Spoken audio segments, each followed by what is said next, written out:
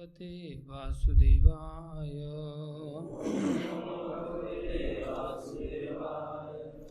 ओम नमो भगवते वासुदेवाय।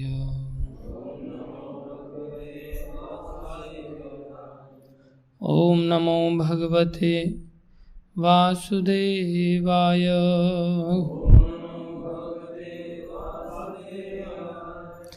नारायणं नमस्कृत्यं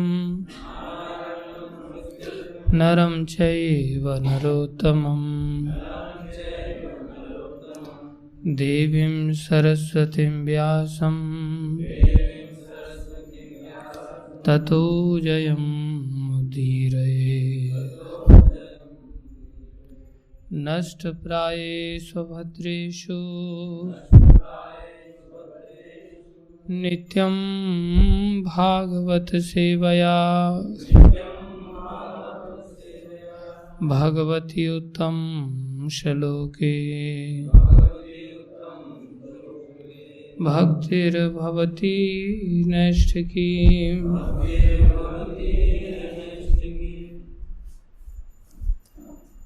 श्रीमद् भागवतम स्कंद 1 अध्याय 17 श्लोक संख्या 38। सूत उवाच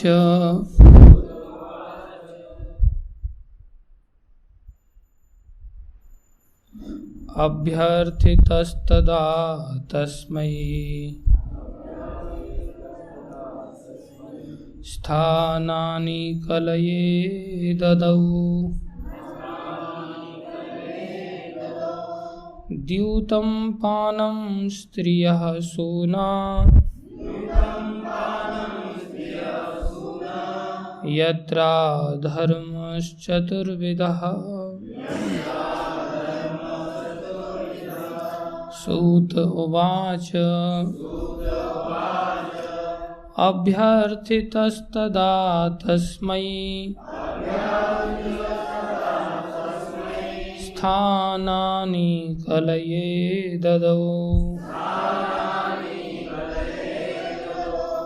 द्यूतं पानं स्त्रियः सूना यत्रा अधर्मश्चतुर्विधः। सूत उवाच अभ्यर्थितस्तदा तस्मै स्थानानि कलये ददौ। द्यूतं पानं स्त्रियः सूना यत्र अधर्म चतुर्विधः।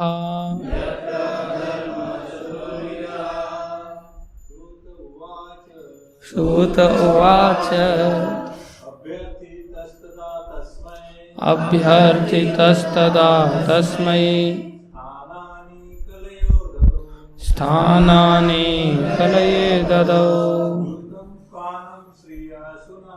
द्यूतं पानं स्त्रियः सूना यत्रा धर्मचतुर्विधः।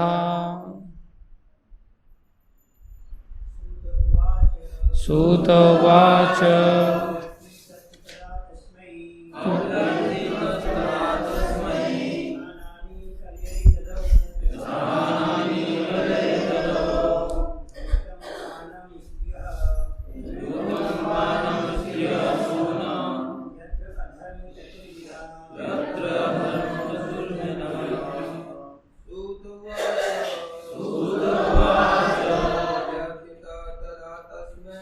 अभ्यर्थितस्तदा तस्मै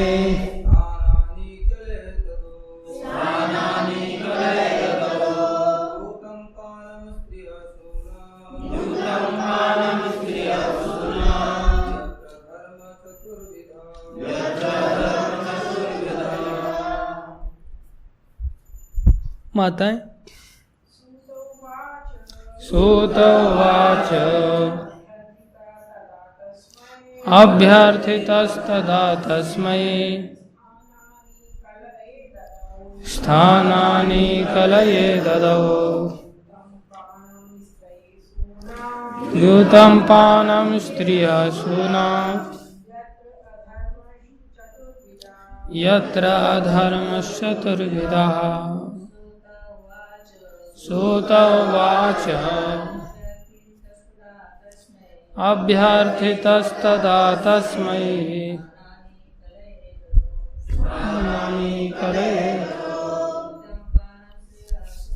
द्यूतं पानं स्त्रियसूना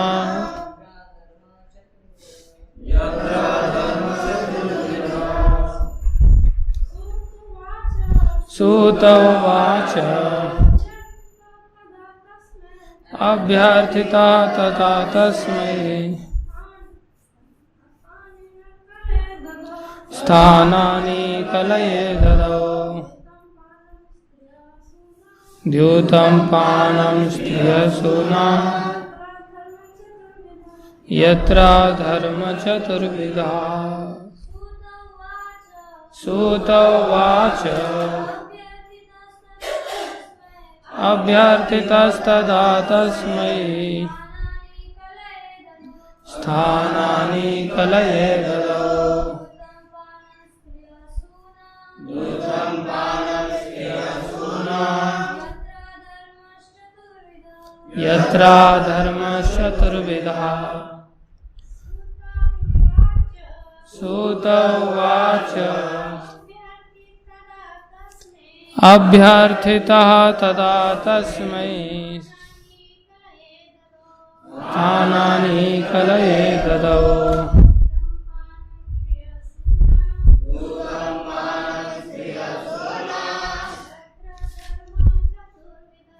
यत्र धर्म चतुर्विधा। शब्दार्थ सूत उवाच। शील सूत गोस्वामी ने कहा, अभ्यर्थितः इस प्रकार से निवेदित, तदा उस समय, तस्मै उसको, स्थानानि स्थानों को, कलये कली को, ददौ अनुमति प्रदान की, द्यूतम जुआ खेलना, पानम मद्यपान, स्त्रियों से अवैध संबंध, सूना पशुवध, यत्र जहाँ भी, अधर्मः पाप कर्म, चतुर्विधः चार प्रकार के। अनुवाद। शीलसूत गोस्वामी ने कहा, कलयुग द्वारा इस प्रकार याचना किए जाने पर महाराज परीक्षित ने उसे ऐसे स्थानों में रहने की अनुमति दे दी जहाँ जुआ खेलना, शराब पीना, वेश्यावृत्ति तथा पशुवध होते हों। तात्पर्य अर्चनीय वंदनीय प्रातः स्मरणीय शिल प्रभुपाद जी द्वारा। शिल प्रभुपाद की जय। सब लोग ध्यान से सुनना, मैं पूछूंगा एक एक व्यक्ति को। प्रभुपाद जी ने काफी तात्पर्य दिया है इसमें। अधर्म के मूल लक्षण यथा अहंकार, वेश्यावृत्ति, मादक द्रव्य का सेवन तथा असत्य भाषण धर्म के चार सिद्धांतों तपस्या, स्वच्छता, दया तथा सत्य के विपरीतार्थी हैं। कली को जिन चार स्थानों में रहने हेतु राजा ने विशेष रूप से अनुमति दी, वे हैं द्यूत क्रीड़ा का स्थान, वेश्यालय, मदिरालय तथा पशुवध केंद्र। शील जीव गोस्वामी निर्देश देते हैं कि शास्त्रों के सिद्धांतों के विरुद्ध मद्यपान तथा सौत्रामणि यज्ञ यथा सौत्रामणि यज्ञ, बिना विवाह के स्त्रियों की संगति तथा शास्त्रों के आदेश के विरुद्ध पशुवध, ये अधार्मिक कृत्य हैं। वेदों में प्रवृत्तों अर्थात जो भौतिक भोग में लगे हैं तथा निवृत्तों अर्थात जो भवबंधन से मुक्त हैं, उनके लिए दो भिन्न भिन्न प्रकार के आदेश हैं।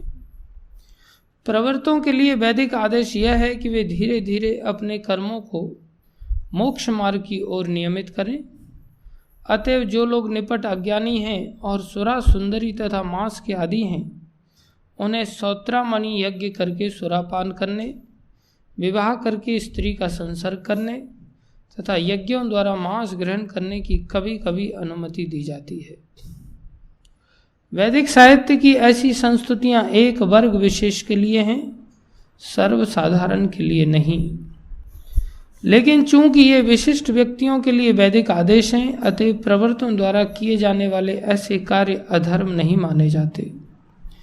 किसी एक का भोजन दूसरे के लिए विष हो सकता है। इसी प्रकार जो तमोगुणियों के लिए संस्तुत है, सतोगुणियों के लिए विष बन सकता है।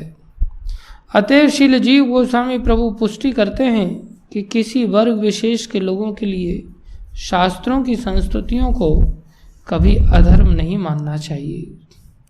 लेकिन वस्तुतः ऐसे कार्य अधर्म हैं और उन्हें कभी प्रोत्साहन नहीं देना चाहिए। शास्त्रों की संस्तुतियां ऐसे अधर्म को बढ़ावा देने हेतु नहीं है, अपितु क्रमशः अधर्म को धर्म के पथ की ओर अग्रसर कराने के निमित्त हैं। बहुत बड़ी बात प्रभुपाद जी ने क्लियर की है। महाराज परीक्षित के पद चिन्हों का अनुसरण करते हुए राज्यों के समस्त कार्यकारी प्रमुखों का यह कर्तव्य है कि वे अपने राज्यों में धर्म के सिद्धांतों जैसे तप, स्वच्छता, दया तथा सत्य की स्थापना करें और सभी प्रकार से अधर्म को जैसे अहंकार, अवैध स्त्री संसर्ग या वेश्यावृत्ति, मादक द्रव्य सेवन तथा असत्य को रोकें। उसको उठा दो थोड़ा। तेरे को कहा था मैंने आंखें खोल करके सुनना, इशारा नहीं समझ में आया तेरे को?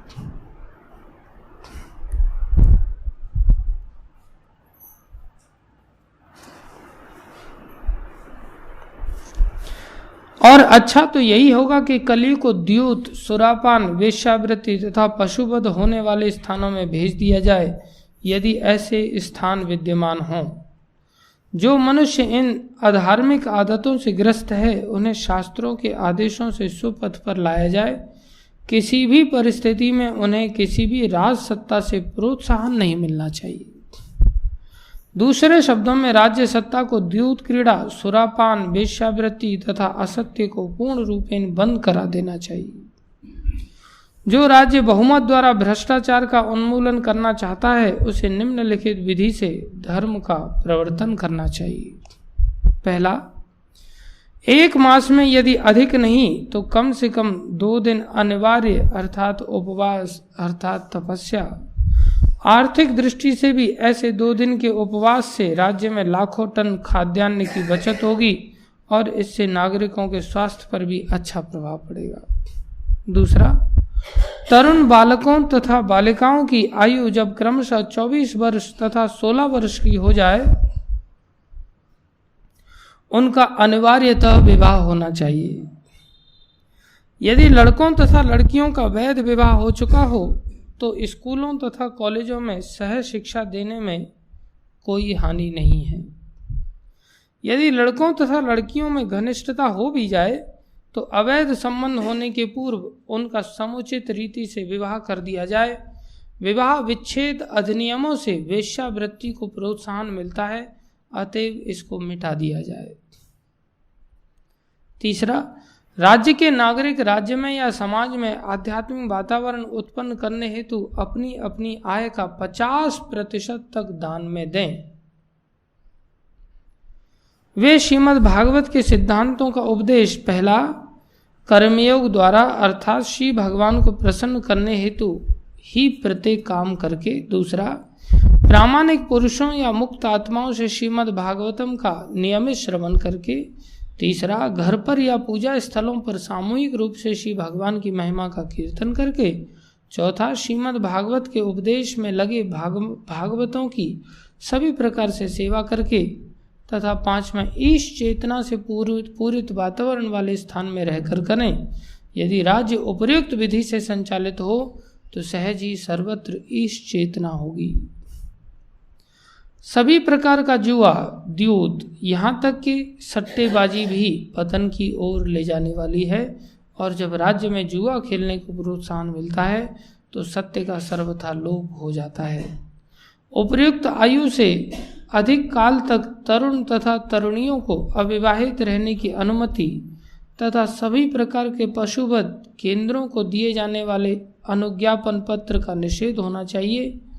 मांसाहारियों को शास्त्र अनुमोदित विधि से मांस ग्रहण करना चाहिए, अन्यथा नहीं। सभी प्रकार का नशा, यहाँ तक कि सिगरेट पीना, तंबाकू चबाना तथा चाय पीना भी निषिद्ध होना चाहिए।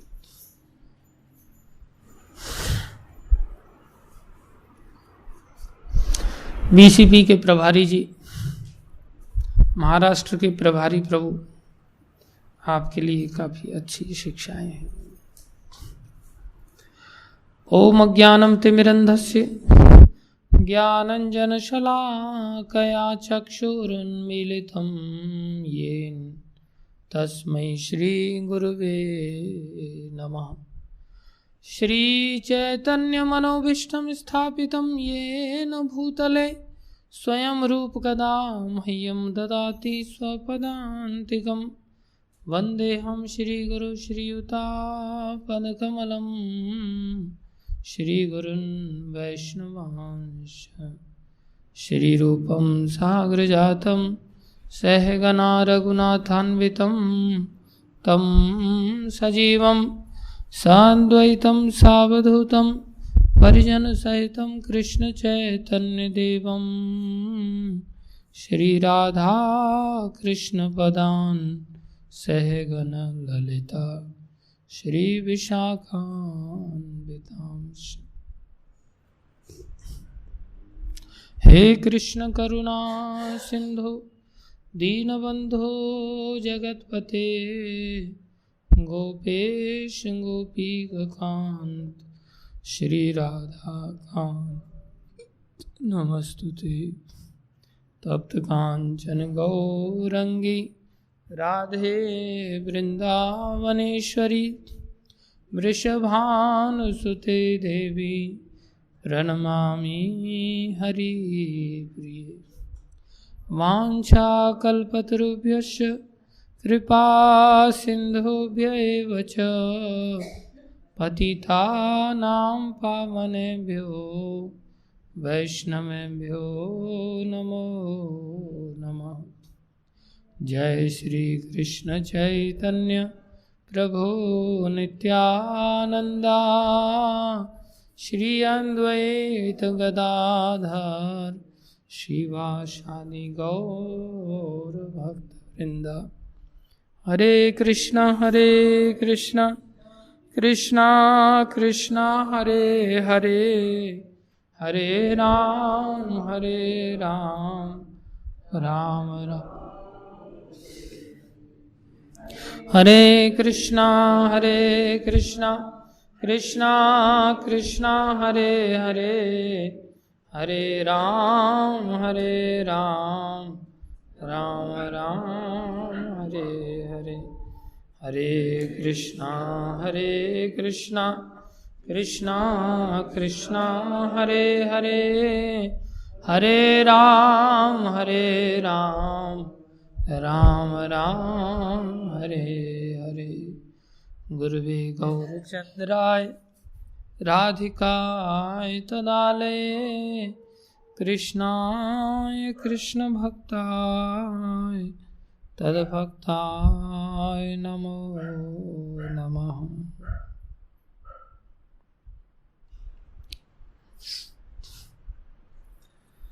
हरे कृष्णा। आशा करता हूँ कि आप सभी ने ध्यान से सुना होगा।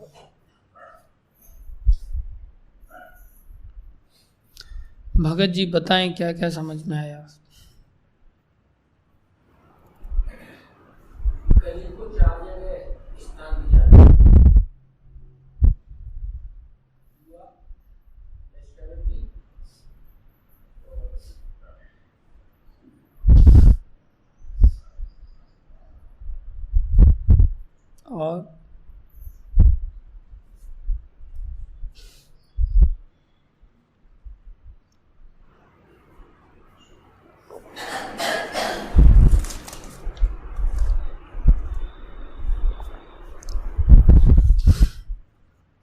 और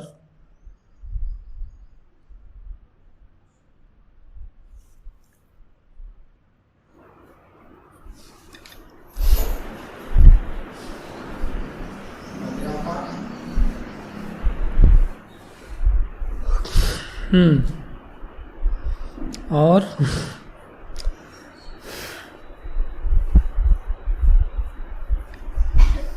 एक और रह गया, जहां मांस भक्षण होता हो, पशुवध सूना। धन्यवाद आपका, तालियां बजाइए सभी भगत जी की। और क्या बताया गया इसमें कांत माधव जी?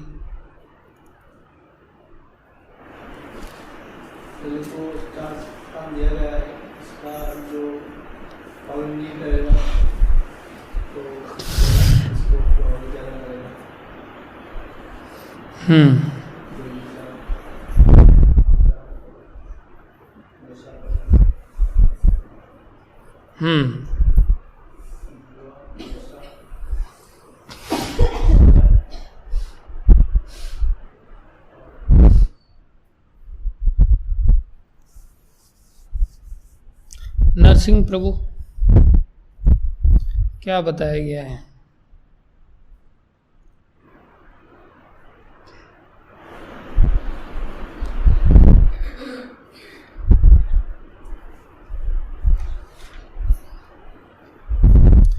नरसिंह प्रभु, क्या बताया गया है?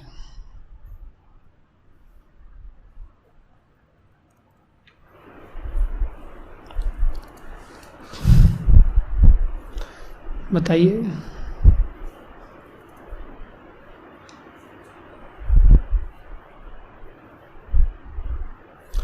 बोलो बोलो, कुछ बोलो।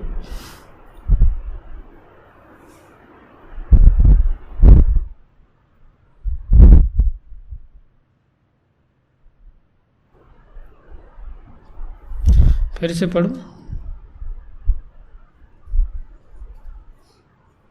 नहीं, बताओ फिर।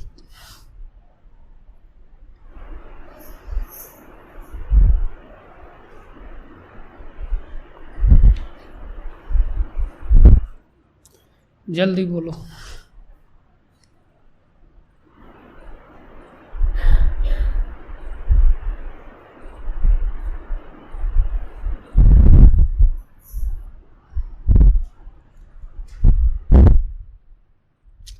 नरसिंह प्रभु, फिर से पढ़ना है या फिर बताएंगे आप?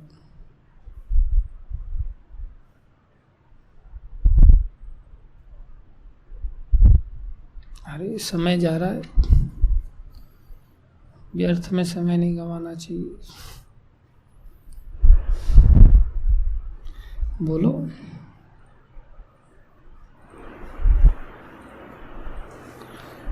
जल्दी बोलो।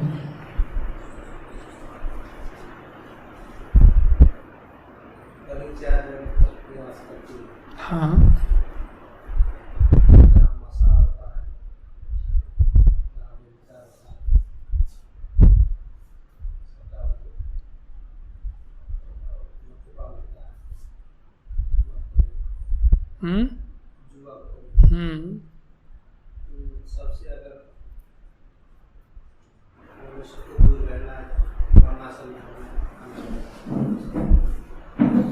वेरी गुड, तालियां बजाइए सब नरसिंह प्रभु। यस, सोनू प्रभु, प्रकाश डालिए थोड़ा सा।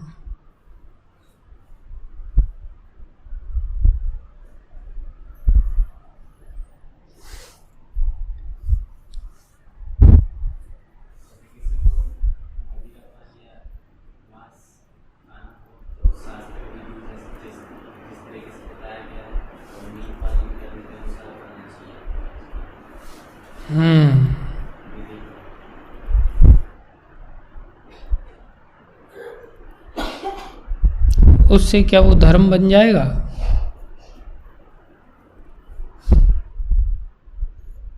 क्या बताया गया है?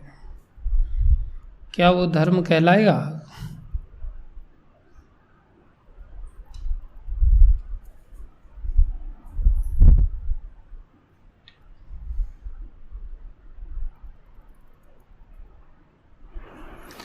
डॉक्टर प्रभु जी,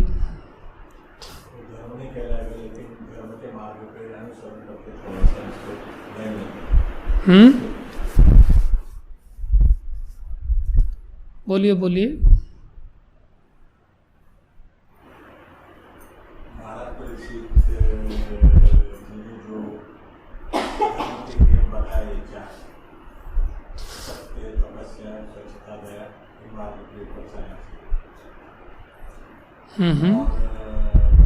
राज्य शासन ने जो ये बातें बताई गई है कि हर महीने 2 दिन उपवास करना चाहिए, उनसे लाभ होता है, अन्न बचेगा और उससे भगवान की बोलने और बाकी लोगों का आएगा और लोगों का स्वास्थ्य भी ठीक रहेगा। और बालिका का 16 साल और बच्चों का 24 साल के उम्र में शादी किया जाए तो उनसे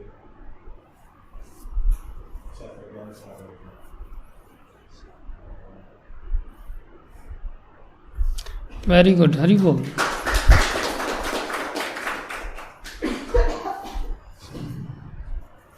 यस विपिन जी, हरि बोल।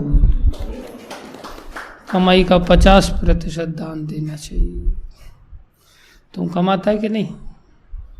नहीं, इसलिए तेरे को ये लाइन याद रह गई। जो कमाते हैं वो 50% वाली इस लाइन को इतना महत्व से याद नहीं रख पाते। फिर भी अच्छा किया तुमने जवाब दिया, वेरी गुड। अकिंचन प्रिय प्रभु,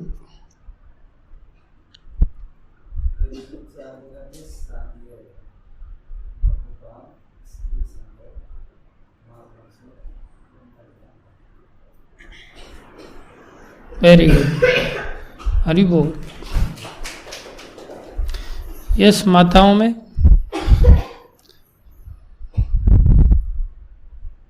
विश्वा,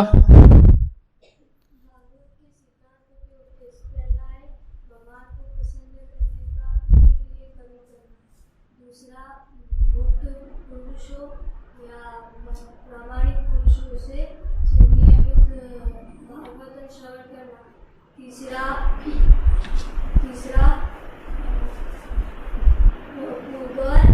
पूजा स्थलों में भगवान की महिमा का कीर्तन करना। चौथा श्रीमद् भागवत के उपदेश में लगे हुए भागवतों की सर्व प्रकार से सेवा करना। और जो 5वां है ईश्वर चेतना से स्थानों में रहना। ये 5 उद्देश्य विधि से हम राज्य को चलाए तो सर्वत्र ईश्वर चेतना रहेगी। हरि बोल।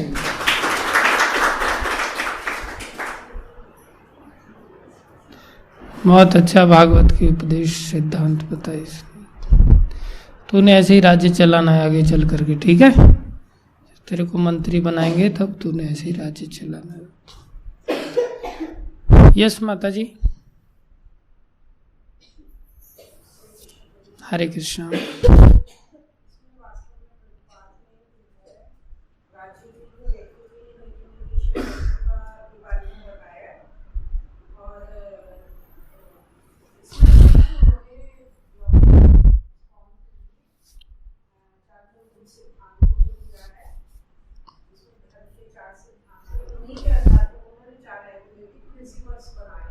ग्रेट। विशेष तौर पर राज्य को निर्देश दिया, प्रशासन को साथ कि वो इस तरह से भागवत नियमों का पालन करे, अपना जीवन भी उस तरह से गुजारे। और विवाह के लिए उन्होंने निषेध नहीं किया कि लड़के लड़के साथ पढ़े, लेकिन शिक्षण के लिए उन्होंने निर्देश, लेकिन भले ही वो साथ पढ़े, लेकिन एक निश्चित आयु में या संबंध होने की स्थिति में उपयुक्त व्यक्ति से उनका विवाह कर दिया जाए। और साथ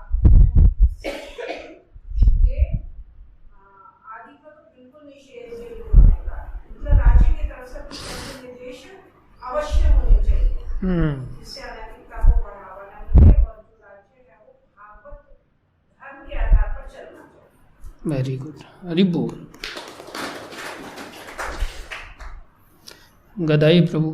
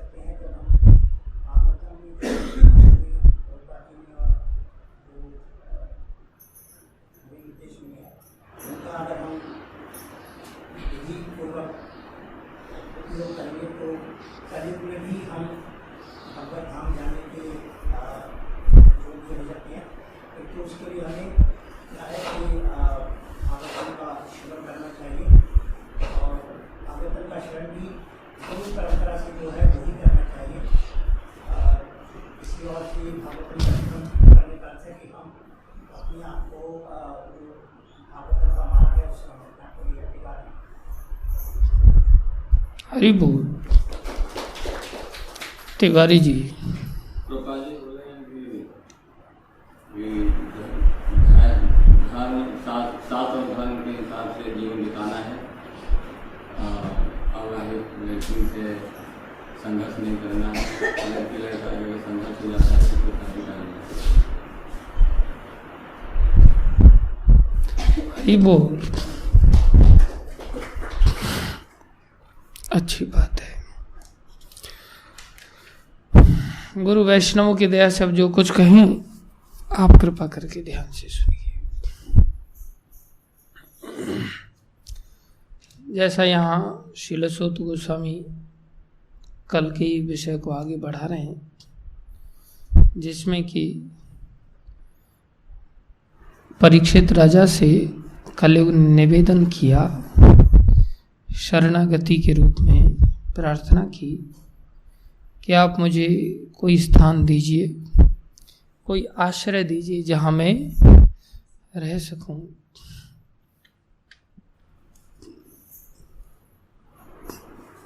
महाराज परीक्षित ने धर्म का पालन किया और शरण दिया। देखो, कई बार प्रैक्टिकल जीवन में भी ऐसे संघर्ष आ जाते हैं जिसमें कि ऐसे लोगों को भी आश्रय दिया जाता है जो उस आश्रय के योग्य नहीं होते। ये भगवान का विधान होता है, ये हमारी परीक्षाएं भी होती हैं। जैसे महाराज युधिष्ठिर अजात शत्रु थे, तो अजात शत्रु मतलब जिनका कोई अपनी ओर से शत्रु नहीं। वैष्णव ऐसे ही होते हैं, वो भगवान के द्वारा संरक्षित होते हैं, उनको अपने संरक्षण की चिंता नहीं होती। भक्ति के शरणागति के जो लक्षण है उनमें से लक्षण एक ये भी है, अवश्य रक्षिबे कृष्ण, कृष्ण अवश्य ही हमारी रक्षा करेंगे। ये उनको पूर्ण विश्वास होता है। इसलिए जब कृष्ण रक्षा करेंगे तो ना शत्रु वगैरह से क्या लेना देना, वो इन सब चीज़ों से बहुत ज़्यादा प्रभावित नहीं होते। तो दुर्योधन उनसे शत्रुता रखता था, वो तो नहीं रखते थे, दुर्योधन रखता था। तो दुर्योधन बड़ा युद्ध के आघात से दुखी हुआ, क्योंकि ज़्यादातर उसके सारे सैनिक, सारे साथी लोग मारे गए। अंत में वो पितामह भीष्म जो बाणों की सैया पर पड़े थे, वहाँ चला गया वो, और वहाँ जाकर के पूछा कि क्या मेरे लिए जीत के सारे रास्ते बंद हो गए? क्या मैं ये युद्ध नहीं जीत सकता? कोई उपाय नहीं है पितामह। ये पितामह भीष्म के पास गया या अपनी माँ गांधारी के पास गया, ये मैं थोड़ा सा कंफ्यूज हूँ। तो उन्होंने उसको कहा कि तुम एक काम करो, रास्ते तो अभी बंद नहीं हुए, लेकिन इसका उपाय क्या है ये हम नहीं जानते। उपाय महाराज युधिष्ठिर अवश्य जानते हैं, इसलिए तुम महाराज युधिष्ठिर के पास चले जाओ, वो तुम्हें अवश्य उपाय बता देंगे। महाराज युधिष्ठिर कौन है? जिनसे वो युद्ध लड़ रहा है। तो महाराज युधिष्ठिर के पास गया और मरता क्या न करता, जाकर के चरण स्पर्श किए पहली बार उसने। बोले भैया क्या मैं युद्ध नहीं जीत सकता कभी? बोले नहीं, बस अभी भी जीत सकते हो अनुज। तो क्या करना पड़ेगा मुझे? बोले अपनी माता गांधारी से कहो कि वो तुम्हें आंखों से पट्टी खोल करके देख दें बस। उससे क्या होगा, उनकी आंखों को उन्होंने लंबे समय से संयमित करके रखा है, तो उनकी आंखों में अपार शक्ति आ गई है। जब हम किसी इंद्रिय को संयमित कर लेते हैं तो उस इंद्रिय की सामर्थ्य बढ़ जाती है। तो बोले उन्होंने सतीत्व के द्वारा, उनके पति देखते नहीं थे, अंधे थे, तो इतनी सती स्त्री हैं कि जब पति संसार को नहीं देखते तो मैं क्यों संसार को देखूं। उन्होंने आंखों को संयमित कर लिया है। उनकी दृष्टि मात्र से तुम्हारा सारा शरीर वज्र का हो जाएगा, बशर्ते तुम पूरी तरह से नग्न होके जाना उनके सामने। ये उपाय किसने बताया? महाराज युधिष्ठिर ने बताया।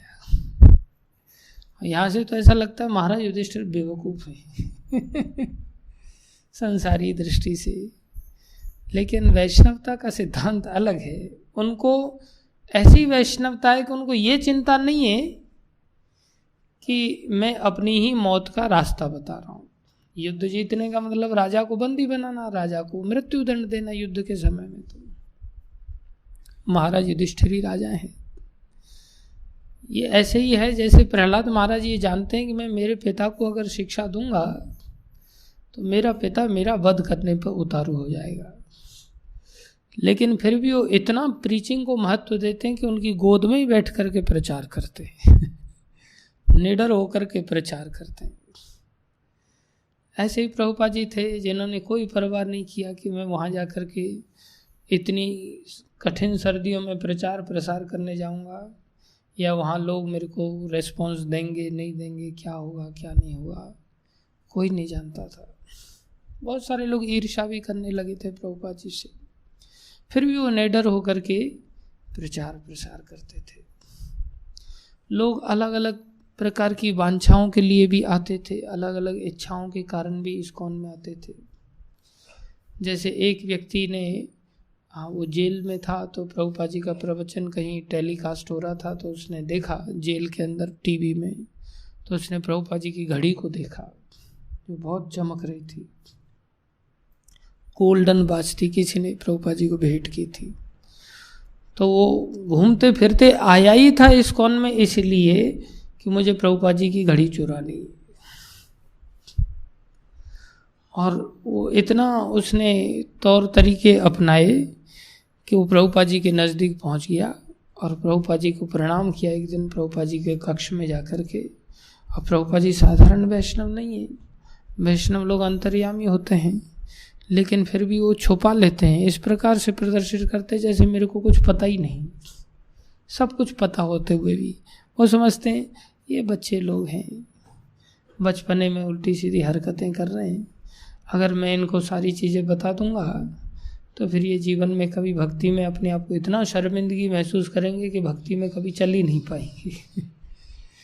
तो आचार्यों को पता होता है, लेकिन फिर भी वो हमें एक्सपोज नहीं करते, हमारी कमियों को प्रदर्शित नहीं करते, हमारे गुणों को ही प्रेज करते हैं। तो वो प्रभुपाद जी को प्रणाम करने के लिए आया, पहली बार प्रणाम करने के लिए उसी समय प्रभुपाद जी ने घड़ी खोल करके उसको देने का ऑफर दिया, ये लो घड़ी। वो देखता ही रह गया, ले आप इसी के लिए आए थे ना, ये लो। तो प्रभुपाद जी ऐसे वैष्णव थे जो जानते हैं कि क्या सामने वाले की स्थिति है, लेकिन फिर भी उन्होंने उनको क्या दिया, शरणागति दी, आश्रय दिया। वो उस बात से इतना प्रभावित हुआ कि उसने फिर क्षमा मांगा प्रभुपाद जी से, प्रणाम किया। और उनके पिता के रूप में कोई व्यक्ति नहीं था कि उसका पिता कौन है ये उसको खुद पता नहीं था। वो रेड लाइट पे कभी भीख मांगता था, फिर चोरी करता था, ऐसा बन गया था। फिर आगे चल करके प्रभुपाद जी ने उनका पासपोर्ट बनाया, तो उसमें खुद पिता बन करके प्रभुपाद जी ने पासपोर्ट बनाने का सब व्यवस्था किया, जिसमें प्रभुपाद जी पिता बन गए। तो प्रभुपाद जी ने कितना बड़ा आश्रय दिया। बाद में फिर वो चॉकलेट वगैरह चोरी करते थे, घड़ी फड़ी चोरी करना तो बंद कर दिया था। इतने प्रभावित हुए, भगवान के लिए चोरी करने लगे। और फिर इस्कॉन में इतने आगे बढ़े कि धीरे धीरे करके उन्होंने एक टेलीविज़न के माध्यम से इस्कॉन के कार्यक्रमों को टेलीकास्ट करना चालू कर दिया। तो हरे कृष्णा टीवी के मेन इंचार्ज बने फिर वो, और उनके द्वारा आज भी, अभी भी हैं, बॉम्बे इस्कॉन में रहते हैं, अभी भी बहुत बड़ी सेवाओं को अंजाम दे रहे हैं। तो कई बार भक्ति मार्ग ऐसा है कि इसमें सभी को आने का अधिकार है, और काला चोर भी कई बार काम कर जाता है। तो ये मार्ग ऐसा है कि यहाँ पर आश्रय सबको दिया ही जाता है,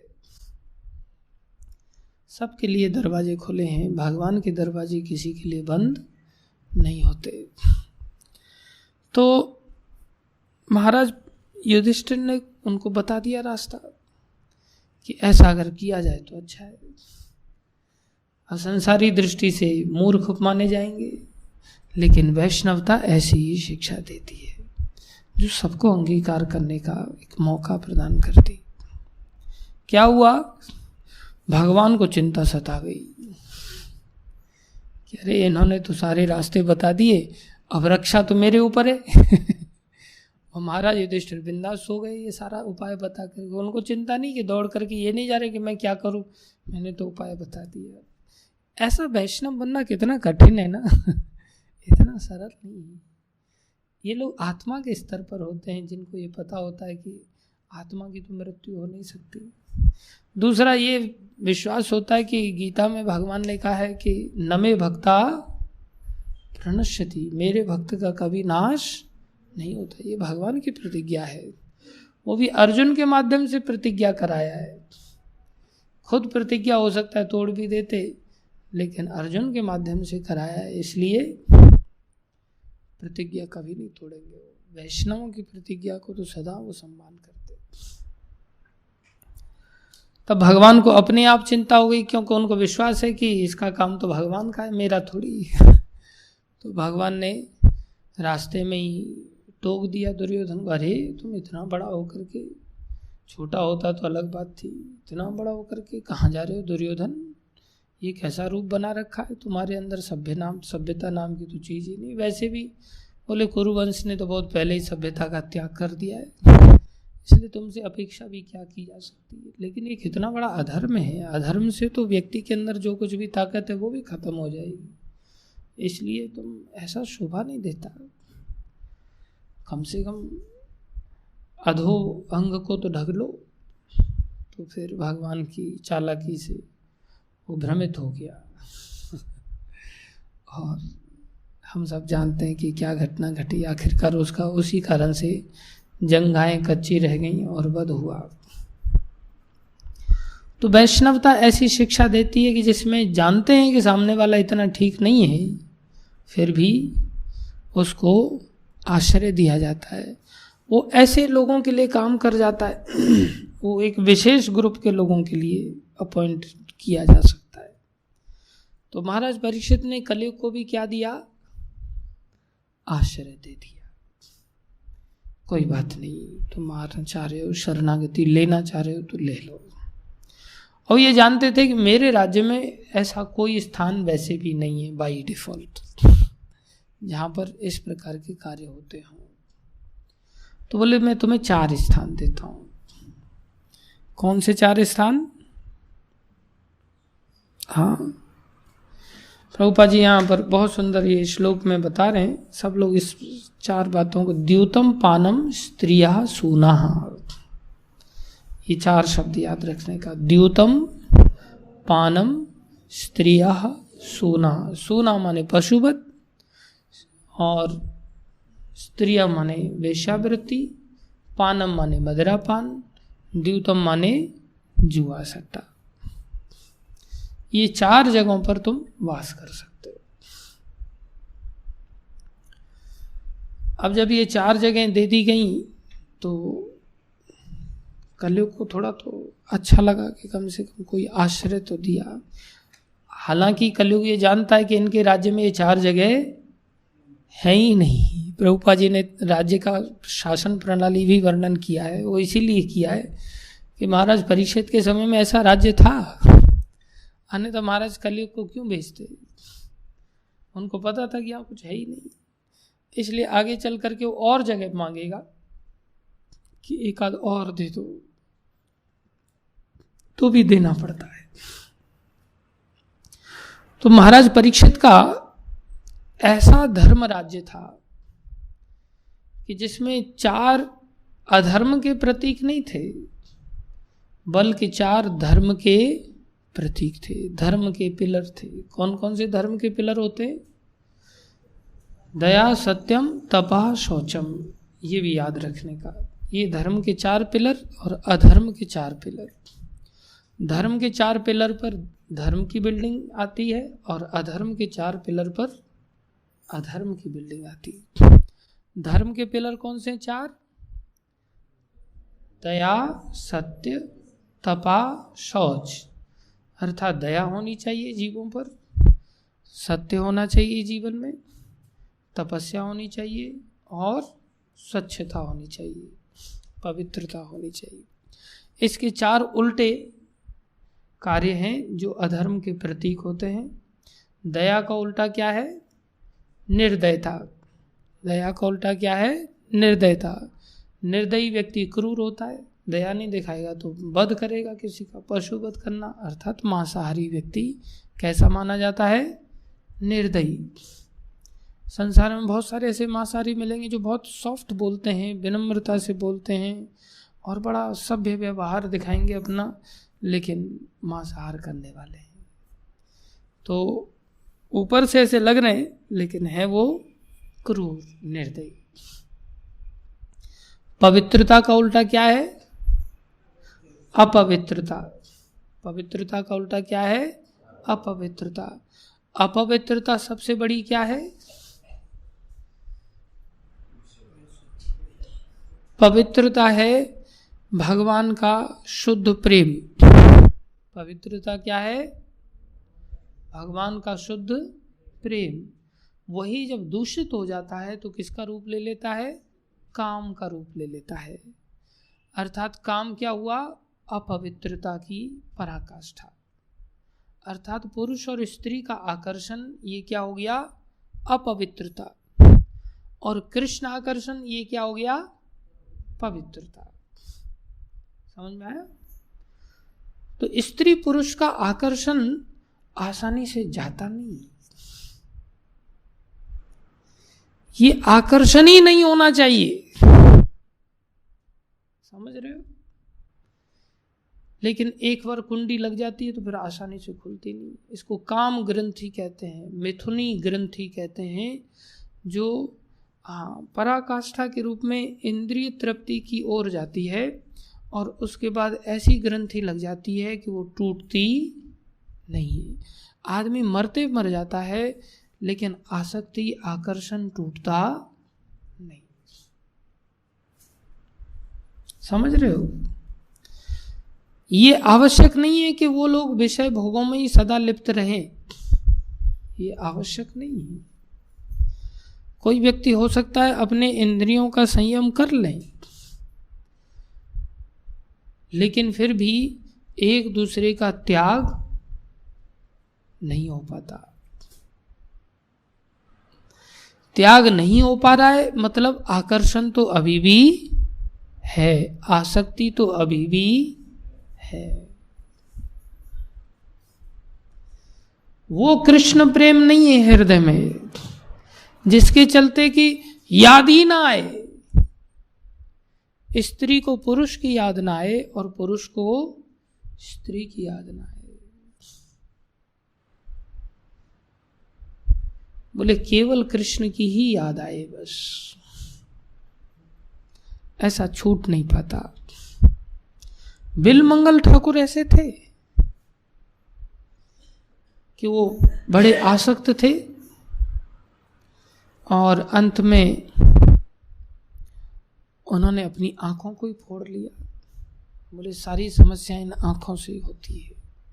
एक गृहस्थी व्यक्ति के यहाँ चले गए, वो बड़ा साधु सेवी था। उसने अपनी पत्नी को कहा कि तुम इनकी सेवा करो। पत्नी ने बताया कि मेरे पीछे पीछे चले आ रहे। तो उन्होंने उनसे पूछा हम आपकी क्या सेवा कर सकते हैं? बोले मैं तुम्हारी पत्नी से बड़ा आकर्षित हूँ। उनको बड़ा आश्चर्य हुआ कि ये है तो बड़ा साधु, पति को कह रहा है कि मैं तुम्हारी पत्नी से बड़ा आकर्षित हूं, इसलिए मैं चला आया। रूप आकर्षण तुम्हारी पत्नी का मुझे खींच के लेके आ गया है। इतना ओपनली कहना एक साधु ही कह सकता है, एक सत्य का आश्रय लेने वाला ही कह सकता है। तो वो समझ गया ये साधारण व्यक्ति नहीं है, इसके हृदय में कपट नहीं है। तब उसने अपनी पत्नी को कहा तुम श्रृंगार आदि करके इनके पास जाओ और इनकी सेवा करो। तो उसने ये वार्ता सुना कि अरे ये गृहस्थी होकर के इतना साधु के प्रति भाव रखता है, तो उनको ग्लानि हुई।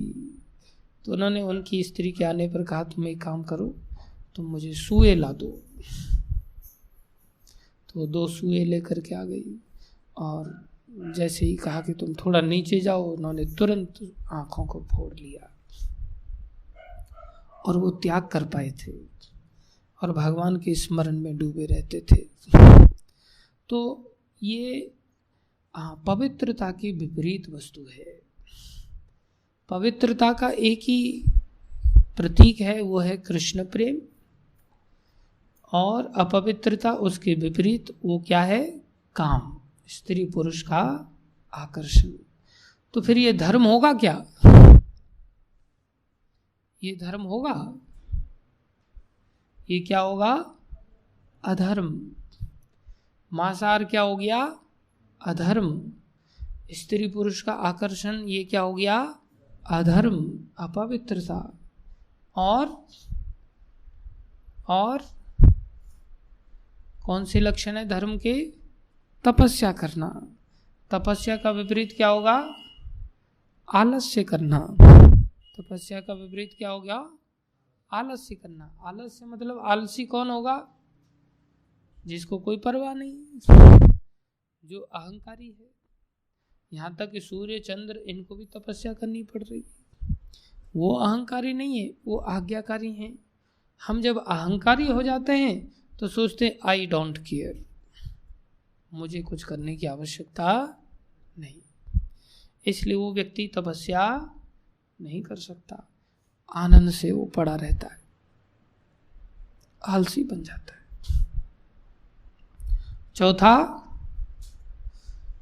चौथा सत्य। सत्य क्या है? सत्य क्या है? भगवान का नाम। सत्य क्या है? भगवान का नाम। राम नाम सत्य है। उस नाम को छोड़ करके व्यक्ति संसार में अन्य चीजों को सत्य मानता है। धन को सत्य मानता है, प्रतिष्ठा को सत्य मानता है, विषय वस्तुओं को सत्य मानता है। उसके लिए असत्य का आश्रय लेता है। असत्य में जुआ, सट्टा, ये सब चीजें आ जाती हैं, जहाँ कदम कदम पर झूठ बोलता है और इन सब चीजों से वो धन कमाना चाहता है, क्योंकि धन को उसने अपना केंद्र बना रखा है। धन को ही सत्य मान लिया है, जो वास्तव में होता नहीं। तो अगर किसी को धर्म का पालन करना है, अर्थात भगवान की प्राप्ति करनी है, तो उसको इन 4 चरणों पर चलना होगा। और कोई अगर अधर्म का पालन करता है, अर्थात इनके 4 विपरीत चीजों पर चलता है, तो उसको किसकी प्राप्ति होगी? किसकी प्राप्ति होगी? कलयुग की प्राप्ति होगी। उसको किसका सानिध्य प्राप्त होगा?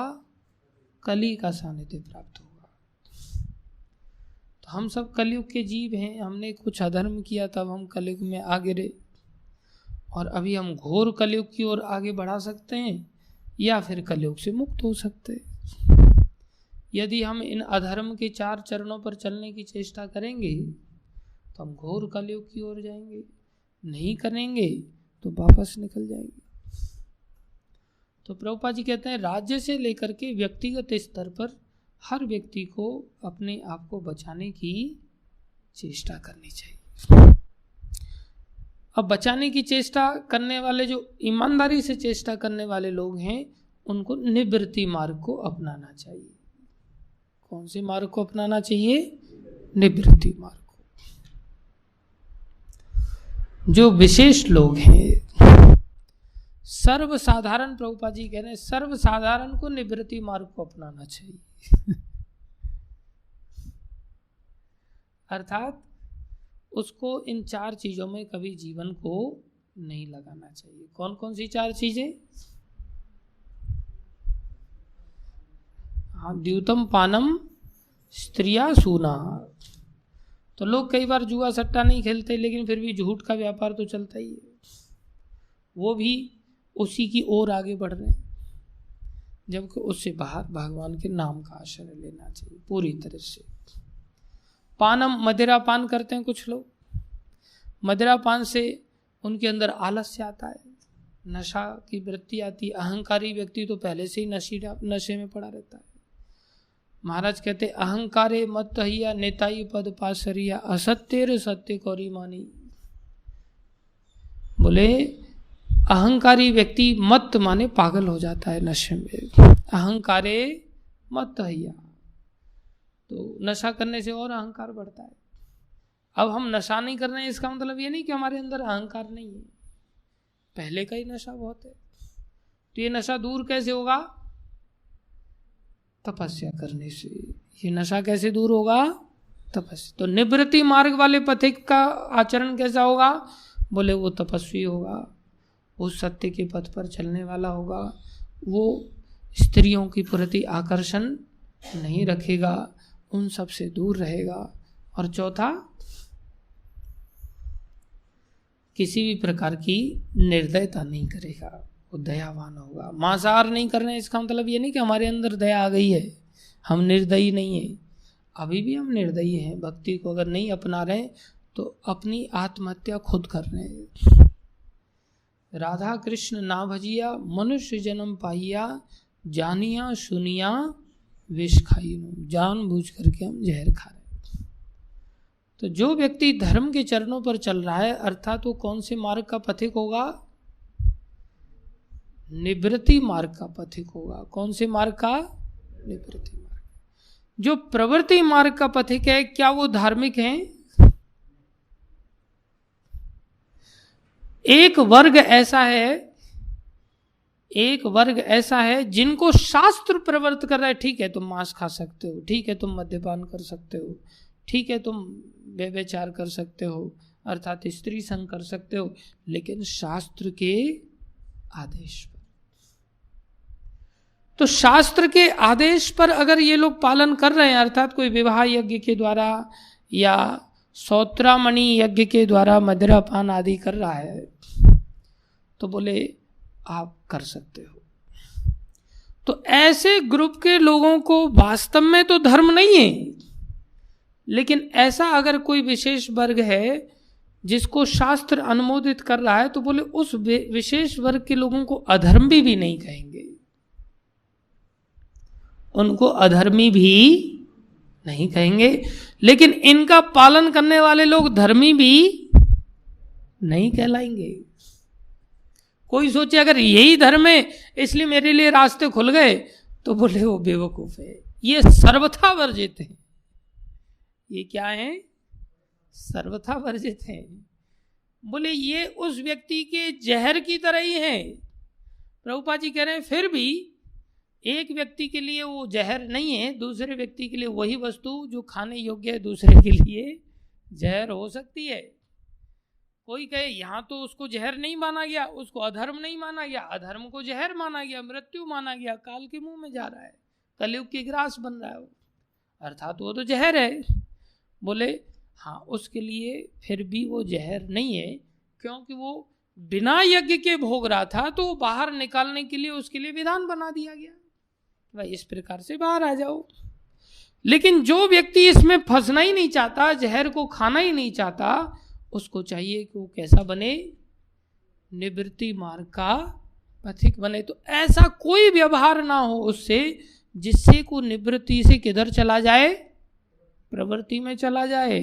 अगर ऐसा जाता है तो बोले वो जहर खाने का रास्ता पकड़ रहा है। ये बहुत विशेष बात प्रभुपाद जी ने बताया। हम आज तक कई बार इस उत्तर को नहीं जान पाते थे। हम सोचते थे वो भी धर्म है, ये भी धर्म है। वास्तव में वो धर्म नहीं है, लेकिन कुछ वर्ग के लोगों के लिए वो धर्म की तरह कार्य कर रहा है। कुछ वर्ग के लोगों को अधर्मी नहीं कहा जाएगा। वास्तव में धर्म तो एक ही है, वो क्या है? दया, सत्यम, तपा, शौचम, पूर्ण पवित्रता की ओर आगे बढ़ना। पूर्ण पवित्रता तो भगवान कृष्ण की प्रीति है, जो स्वभाव से प्रीति है। इतना समझ में आया? तो हमारा उद्देश्य किस ओर जाना होना चाहिए? निवृत्ति मार्ग की ओर। प्रवृत्ति चीजों को जिससे संसार में हम प्रवृत्त हो जाएं किसी कारणवश, उन सब चीजों से विरत होना चाहिए। इसलिए निवृत्ति मार्ग के पथिक के लोग ऐसी वेशभूषा पहनते हैं, धोती कुर्ता पहनते हैं या भगवे कपड़े पहनते हैं, जो बहुत आकर्षक नहीं प्रदर्शित होता। सर मुड़ा लेते हैं, बालों को अपने शरीर की सजावट नहीं करते, मोबाइल आदि का संपर्क नहीं रखते, संसार में लोगों के साथ इस प्रकार से नहीं रहते उस वातावरण में। प्रभुपाद जी कहते हैं वो भागवत धर्म के सिद्धांतों का पालन राज्य स्तर पर भी करते हैं और व्यक्तिगत स्तर पर भी करते हैं।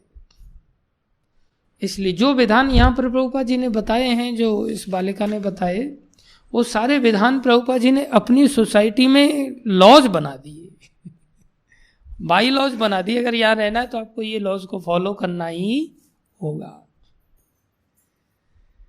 इसलिए जब हम अगर विशेष रूप से मंदिर में रह रहे हैं, आश्रम में रह रहे हैं, निवृत्ति मार्ग के पथिक बनना चाहते हैं, संसार में प्रवेश करना नहीं चाहते, सच में ही भगवान की प्राप्ति, और जो संभव नहीं बिना इसका पालन किए। धर्म भगवान का स्वरूप है, अधर्म संसार का स्वरूप है, नरक का स्वरूप है, 84 लाख योनियों का स्वरूप है। इसमें हमें चक्कर लगाना पड़ेगा।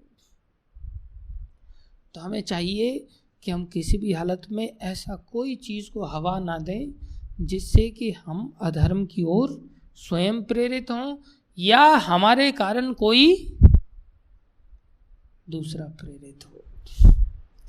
ना तो पुरुष को ऐसा व्यवहार करना चाहिए कि कोई स्त्री उसकी ओर आकर्षित हो जाए, कि आराम से हा ही कर रहे हैं, स्त्रियों के साथ बैठ करके गप्पे मार रहे हैं, स्त्रियों से चिपक करके जीवन निर्वाह कर रहे हैं, वो ठीक नहीं। उससे धीरे धीरे करके वो स्त्री आपकी ओर आकर्षित हो जाएगी। जब हम किसी का सानिध्य करते हैं, संगति करते करते करते करते करते करते जैसे हम किसी भी वातावरण मात्र में रहते हैं तो वातावरण सुहा जाता है।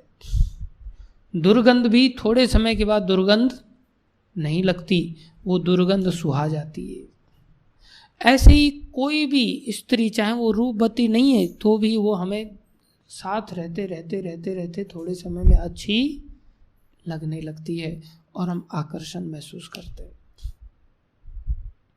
ऐसे ही जब स्त्री पुरुष के साथ रहती है तो स्त्री भी पुरुष को अच्छा मानने लगती है, चाहे उसके अंदर इतनी क्वालिटीज ना हो फिर भी उसको अच्छा लगने लगता है।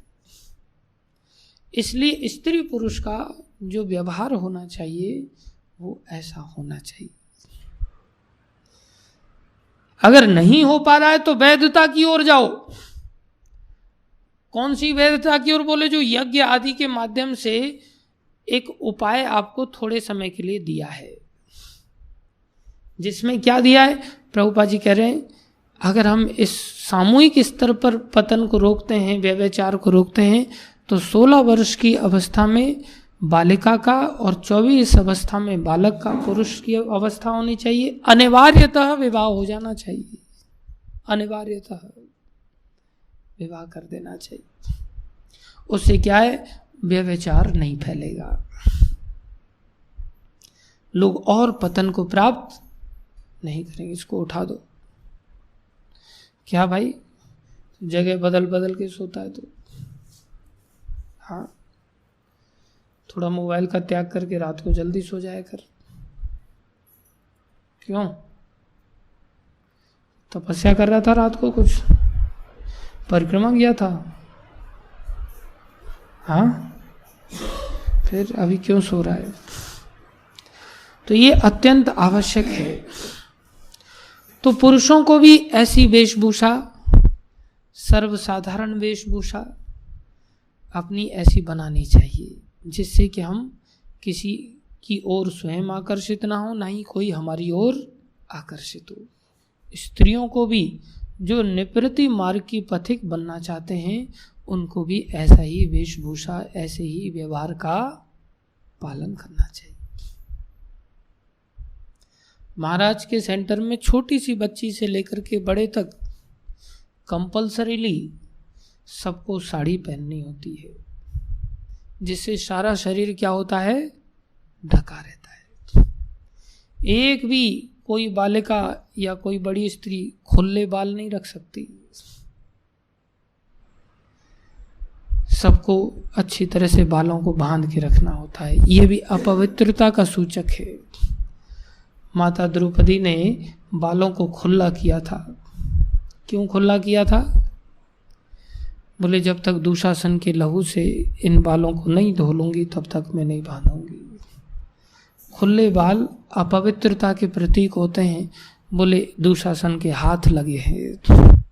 आजकल ये फैशन है, आजकल ये आकर्षण का कारण है, इसलिए वो खुले बाल करके आकर्षित करना चाहती है, दिखाना चाहती है। अभी यूक्रेन में युद्ध हुआ तो वहाँ की सरकार ने कहा लड़कियों के तुम बाल काट दो। बोले बाल काटने से तुम्हारे प्रति जो रशियन सैनिक हैं ये लोग रेप, बलात्कार जैसी घटनाएं कम होंगी, क्योंकि तुम्हारा आकर्षण नहीं होगा इतना। तो बाल काटने का विधान नहीं है शास्त्रों में, लेकिन बाल खुले रखने का विधान भी नहीं है। ये ठीक नहीं है। इसलिए बालों को सदा ही बंधन में बांध करके रखना चाहिए। बालों को सुखाना है या आपको तो अपने गमछे से, टॉवल से अच्छी तरह से सुखा करके अच्छी तरह से बंधन में बांध के रखना चाहिए। वेशभूषा भी ऐसी होनी चाहिए जिस वेशभूषा से हमारे शरीर का प्रदर्शन ना हो। आजकल लोग स्किन टाइट कपड़े पहनते हैं, माताएं पहनती हैं, लड़के लोग पहनते हैं। ये ठीक नहीं। शरीर में ऐसे वस्त्र होने चाहिए। पहले सलवार कुर्ती भी ये शरीर में मुसलमान लोग अभी भी पहनते हैं। सलवार कुर्ती ठीक है, फिर भी पहना जा सकता है, किसी को साड़ी पहनने में बहुत ज़्यादा दिक्कत होती है। अब सलवार कुर्ती पहनने के लिए कह दो तो कुर्ती भी एकदम से टाइट और सलवार भी एकदम से टाइट, उसमें भी प्रदर्शन हो रहा है, उसमें भी दिखावा हो रहा है।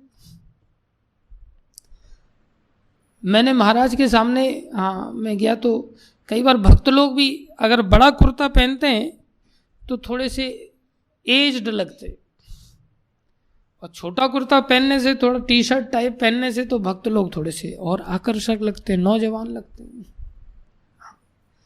तो महाराज अपने कमरे में किसी को सोने का सौभाग्य तो आसानी से नहीं देते, लेकिन मेरे जैसे धूर्त पर उन्होंने कृपा किया तो मैं उनके कमरे में सोता था रोज। पुरुषोत्तम मास में 1 महीना सोने का अवसर मिला।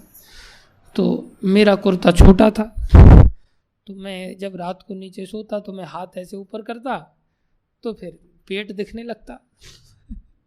तो महाराज कुर्ता नीचे कर, फिर मैं कुर्ता नीचे करता।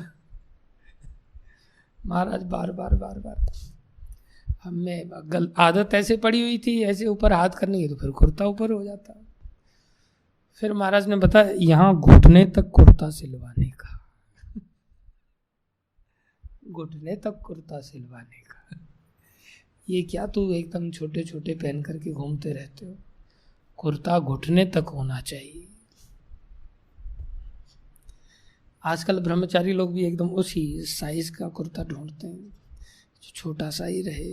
नहीं, कुर्ता ब्रह्मचारियों को, मैंने महाराज का ब्रह्मचारी जीवन का वेशभूषा देखा, उनमें बिल्कुल सरलता की मूर्ति के साथ। ये फोटो में भी महाराज ऐसे ही दिख रहे, एकदम बिल्कुल सरलता के साथ। कोई ऐसा नहीं कि हाँ बिल्कुल कंधे एकदम प्रॉपर आने चाहिए, गला एकदम प्रॉपर आना चाहिए, कुछ नहीं, एकदम से ऐसे ही जैसे बाबा जी घूमते हैं ना। हाँ, कई बार प्रचार मार्केट में करना होता है तो प्रचारकों को थोड़ा सा सभ्य रहना होता है, लेकिन साथ में हमें अपनी ओर आकर्षित करने का उद्देश्य नहीं होना चाहिए। कोई हमें असभ्य ना कहे, कोई हमें पॉइंट आउट ना करे, हमारी बातों को थोड़ा ध्यान से सुने, इसके लिए थोड़ा सभ्यतापूर्ण व्यवहार हम कर सकते हैं, वेशभूषा बना सकते हैं, लेकिन आकर्षण का कारण नहीं बनना चाहिए। ऐसी ही स्त्री है, अगर वो बालों को खुला करके घूम रही है, जीन्स पैंट पहन करके घूम रही है, फटे पैंट पहन करके घूम रही है, आजकल तो कोई बोल भी दे ना तो इतना समाज नीचे गिर गया है कि उसी की खिंचाई हो जाती है। उत्तराखंड के सीएम ने बोल दिया कि आजकल की लड़कियां फटे पैंट पहनती हैं, तो पूरा बवाल मच गया सोशल मीडिया में, सब ने उनकी तू करना चालू कर दिया। बताओ क्या गलती कर दी बेचारे ने। ये आकर्षण है। तो सलवार कुर्ती पहनने के लिए भी कहो तो इस प्रकार की सलवार कुर्तियां आजकल मार्केट में आ गई हैं कि एकदम अप्सरा बन करके, जैसे पंख निकल पड़े एकदम से, उड़ के ही जाने वाली है जैसे। ये सब फालतू की नाटकगिरी है। सिंपल ऐसी सलवार कुर्ती होनी चाहिए जो सरल हो, जो खुली हो, जो शरीर को अच्छी तरह से ढक सके। लेकिन कोई टी शर्ट पहन करके घूम रही है, कोई गोपी ड्रेस आजकल मार्केट में चल गई है, गोपी ड्रेस को अलाउड माना जाता है। गोपी ड्रेस भी उस समय की गोपियों की वेशभूषा अलग थी। आजकल गोपी ड्रेस के नाम से लोग आकर्षित करने की चेष्टा करते हैं। गोपियां तो जितनी सरल थी उतना तो कोई हो ही नहीं सकता। गोपियां सरलता की मूर्ति। हाँ, आपको गोपी वेशभूषा जो आचार्यों ने दी हुई है उस वेशभूषा को धारण करो, उसमें भगवान की आराधना करो जैसे मीराबाई रहती थी। तो ऐसी वेशभूषा हमारे जीवन में होनी चाहिए। अगर हम वास्तव में निवृत्ति मार्ग के पथिक बनना चाहते हैं तो, नहीं तो रास्ता खुला है, जाकर के आश्रम छोड़ करके विवाह आदि कर लेना चाहिए स्पष्टता के साथ, कोई जोर जबरदस्ती नहीं। 16 वर्ष की आयु में ही विवाह कर लेना चाहिए। तो जो भी माताएं या जो भी भक्त लोग इच्छुक हैं विवाह के, वो मेरे से संपर्क कर सकते हैं और उस हिसाब से वो अपनी वेशभूषा को भोग युक्त बना करके अधर्म के रास्ते पर जा सकते हैं। ये पूर्ण रूप से अधर्म के रास्ते पर नहीं, धीरे धीरे करके धर्म के रास्ते की ओर उन्मुख हो सकते हैं। बाकी जो अपने जीवन को बदलना चाहते हैं, एटलीस्ट महाराज के आश्रम में रहना चाहते हैं, तो महाराज आने वाले समय में यहाँ आने वाले हैं ही, तो आप लोग अपना अरेंजमेंट कर लो। मेरे कहने से ही कर लेते हो तो अच्छी बात है। जिन माताओं के पास साड़ियाँ नहीं हो वो साड़ी ले लो, साड़ी चाहिए किसी को तो हमें बता दो, हम ला करके दे देंगे। जिन माताओं के पास सलवार सूट हैं वो अच्छे सलवार सूट पहनो, दिखावा वाले सलवार सूट नहीं होने चाहिए। ऐसा नहीं कि सलवार ऐसी है कि जो शरीर से चिपकी हुई है, शरीर सूट ऐसा है जो शरीर से चिपका हुआ है, बाल खुले करके घूम रहे हैं, हाँ ही करके घूम रहे हैं। मर्यादाओं के साथ जीवन को जीने की चेष्टा करो, नहीं तो महाराज इतने एक्सपर्ट हैं कि सामने नहीं बोलते, लेकिन एक एक बात मेरे को पॉइंट आउट करके बताते हैं कि वो ऐसा है, वो ऐसा है, उसकी हरकत ऐसी, उसकी हरकत ऐसी है, एक एक बात बताते हैं। बोले हम सब इस दौर से गुजरे हैं, सब जानता हूँ, बोले मैं अच्छी तरह से कौन व्यक्ति कौन सी दिशा में चल रहा है।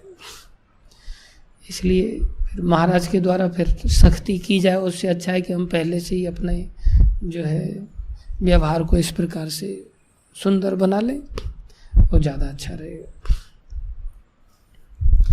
तो धर्म के पार मार्ग पर चलें और जीवन को सफल बनाएं, इसी से हमारा मंगल है।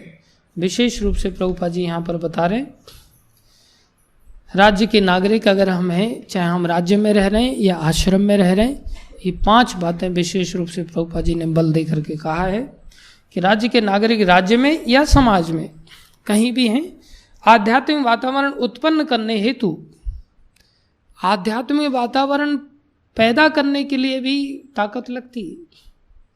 तो आध्यात्मिक वातावरण चारों तरफ फैले, उसके लिए अपनी आय का जिन्होंने कमाई कर रहे हैं या जो कमा करके बैठे हैं,